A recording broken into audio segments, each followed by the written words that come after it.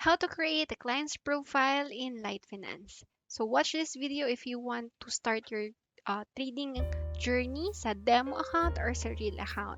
So first step is syempre you have to go to the registration button or just click the link below if you want to be part of our community and receive a support and signals sa ating mga kasamahan, and we can do coaching sessions as well. And yan.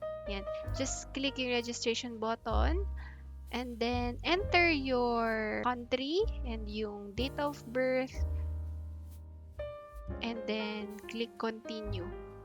Okay, lagay natin.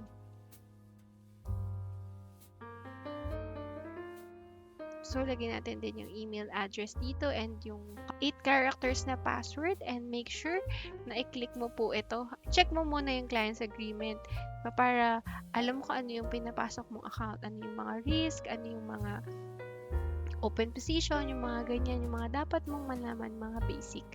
Alright, so if you have checked the client agreement, just click continue, and then to log in sa account, i-click nyo lang yan, and you can sign in via Facebook or Google, yan, or you can enter the details here. Ako, ito yung favorite way of logging in ko kasi yan, minsan nalilimutan ko yung password.